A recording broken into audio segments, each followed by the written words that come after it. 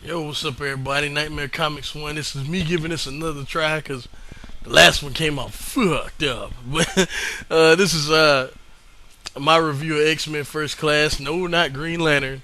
I know that's what I know. A lot of y'all want to hear that from me, but I did see it. Uh, what I think is probably a little bit different from what you've been hearing. So, but I'll get to that when I get to it. This is long overdue because I was supposed to do this like a month ago, and I haven't. Well, almost a month ago since the movie first came out. So let's just put it like that. I thought it was great, man. I really think this is the best X Men film. Like I think the second one is close to it, but not as good as this. To be honest with you, that's just me. I thought that McAvoy and Fassbender's Xavier and Magneto, respectively. I just thought, well, as Xavier and Lyncher, respectively, was amazing because like their whole dynamic on the screen, the things they would argue about, and things. It was almost like I was reading a Claremont book. It was crazy.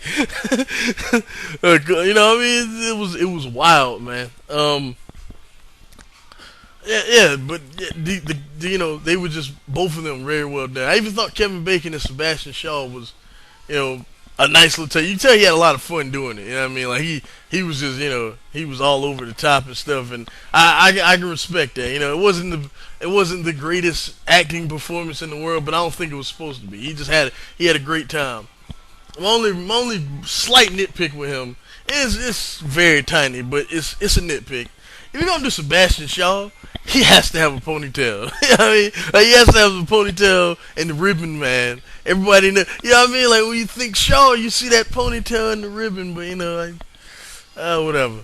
I even like the little costumes, man. The little suits they had on at towards the end, man. I was like, you know, they look like the first class. They really do, even though they're not necessarily the first class. You see the movie, you know what I mean by that. But yeah, man. Let me get right into, you know, just overall everything. The movie pretty much takes place in the 1960s, I think it is. Ain't it the 60s? 50s or 60s? What the fuck? Yeah, the 60s. Because the beginning is in the 40s because it's Magneto, Xavier, and Mystique when they're all kids. They show Magneto's time and he was when he was in a concentration camp. They killed his mom, shit like that, because they saw that he had mutant powers. Well, Sebastian Shaw and his men saw that he had mutant powers, so they pretty much threatened him to move this coin. And you know, it was like, if you can't do it, we're gonna kill your mama. So he couldn't do it, obviously, and you know, so they shot his mom, which was wild. But yeah, and then he wild out. That's another thing I wanted to bring up about this movie. Magneto's powers to me, well, the powers in general. Let me just, I'm gonna be all over the place. The powers in general in this movie look better than they did in all the other movies, in my opinion. Like, if you were waiting to see Magneto Unleashed, because really, to me, this is just me. This is only me. I'm the only weirdo that probably thinks this, but it wasn't until the third one when he moved that bridge, which was the best part of that movie, because I don't really like that movie either. That and the Phoenix shit, like her powers. I don't really like that movie though, but I'll get to that review when I get to it. But I just thought they added way too much in that movie. But I ain't talking about that. I ain't talking about that movie. But when he moved that bridge in the third one, to me was the only time they ever really showcased what Magneto could actually do. But in this movie, like when he was hunting the Nazis at towards the beginning of the movie, because you know, just out for revenge and whatnot. The ways he was killing them and torturing them, man, it was amazing. Like the thing with the gun,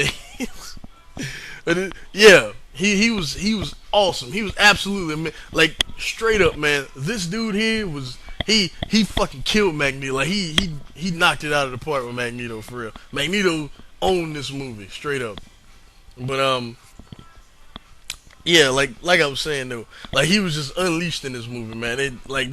They really used his powers to, you know, their full potential in this movie.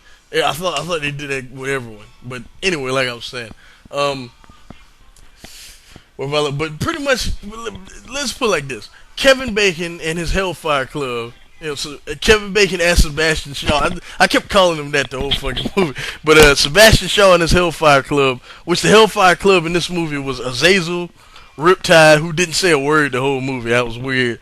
And and Azazel, Riptide, and January Jones is Emma Frost, which yeah, she can't act at all, but she did a good job of stating the obvious and being a bitch, which is what Emma Frost is best at. I hate that character, by the way, because she's constantly stating the obvious, being a bitch, and doing underhanded stuff to everyone, So she did a good job of that. So I can't, I can't get mad at her at that. But yeah, what them characters. God damn, I keep having brain farts. Yeah, but yeah, they're pretty much they want to start they want to destroy all human life on Earth, so the mutants will be the only ones left, things like that, shit like that. And Xavier, his cats decide, we need to stop him. Well, the government asks him, to do something about Sebastian Shaw. So him and Mystique, who Mystique is almost like a sister to Xavier in this movie, which was cool. It was a cool take on it. It kind of explains a lot in the first three movies, to be honest with you, but especially the end of this movie. But yeah, like they join up with the government. They meet Hank McCoy, who was also Beast, and he's a scientist and stuff like that. And they decide they need to recruit. They need an army to fight Sebastian Shaw's Hellfire Club. So they go around and recruit, and that's this really cool part of the movie, which I think is the only cool parts with these characters, because they really weren't that important.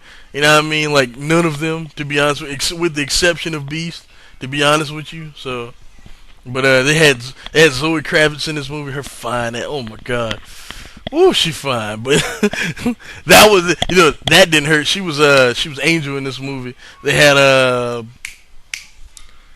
I forget all their names, but yeah, but they all the fight scene at the end was cool, so they all I like the thing they did with Banshee, how he was like when they were training him. There was this one part where they were trying to prepare to fight Shaw, all that they were training him and training him to use his sound, the sound that his scream makes, to use the sound waves to bounce and actually fly and float and things like that. And he was scared as hell to do it, so he just jumped out the window, and fell. And also, there's a great cameo in this movie. I'm not gonna ruin it if y'all don't know who it is. I'm pretty sure y'all all know who it is by now, but it's hilarious. Like when I went to go, the entire theater was just cracking up. And, it was hilarious. But my favorite part of the movie, it was this part towards the end, where it was pretty much, I guess you could call it the climax. You really could, because you really don't know what's gonna happen. Like, you've seen a lot of movies, you think you know what's gonna happen, and you're half right. You know what I'm saying? But like at that part, I literally had no idea what was gonna happen. And that's just one thing I always take away from this movie. For the first time in like a long time, I was on the edge of my seat watching a movie. Well, I can't say a long time, but Castor, it was this one part. I was on the edge of my seat when I was watching it too. If any of y'all really know me, y'all know what I'm talking about.